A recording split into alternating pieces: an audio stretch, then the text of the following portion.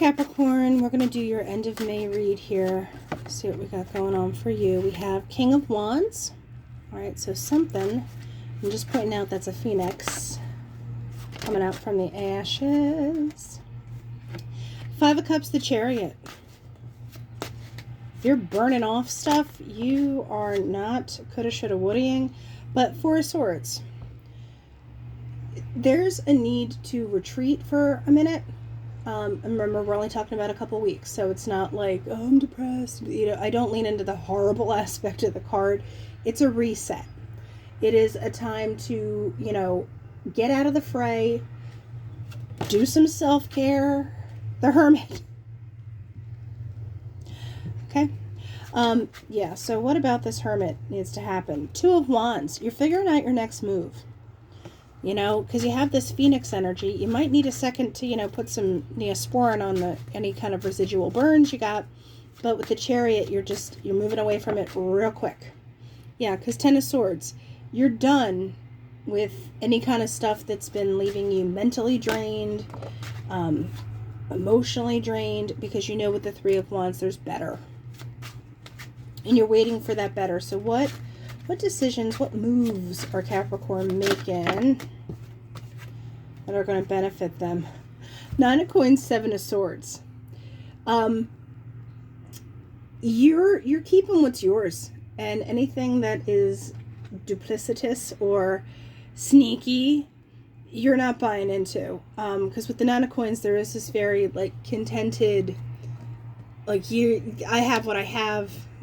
This is mine. The Seven of Swords is that like sneaky people, sneaky stuff looking in here. Seven of Swords, give me that. Yeah, Ten of Wands. It's done. Anybody that, you know, I feel like in a way, whatever you tried to or are going to, we're going to say this productively, whatever you are going to move away from that was putting you in a bad spot, I feel like it kind of pops up again, but with this re-energized thing with this Nine of Coins, you're like, don't you dare. Because with the Seven of Swords, Ten of Wands, it's almost like I hear the wah, wah, like they can't get to you. Whatever it is cannot get back to you. You're like, I'm sorry, lose my number, lose my map, lose my address. Yeah, because Ace of Swords. It's the truth and clarity on the other side of it that you're getting out of this.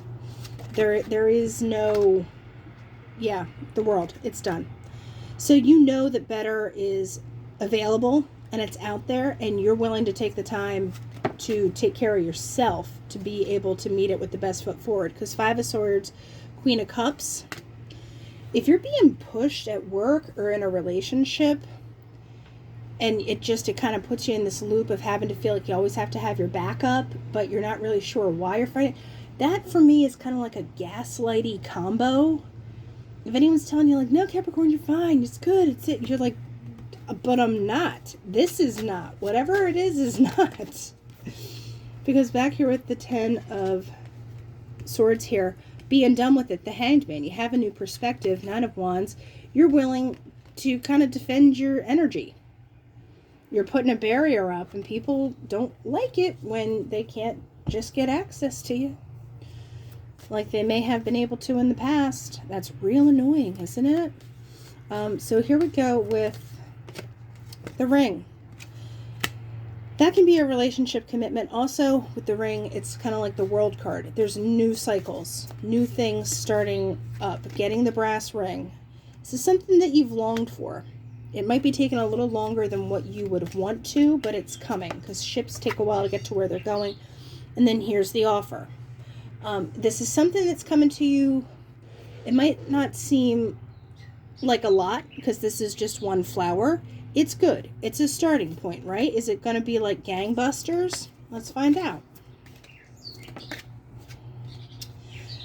There's the message. I don't think it's going to be gigantic right off the bat, but there is room, which is always nice.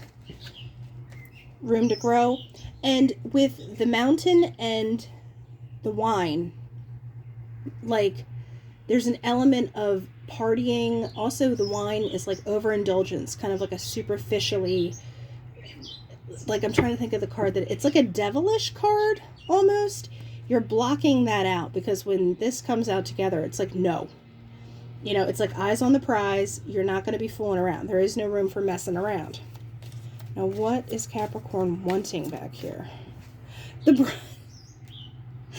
You're wanting what you want, is what that basically is saying.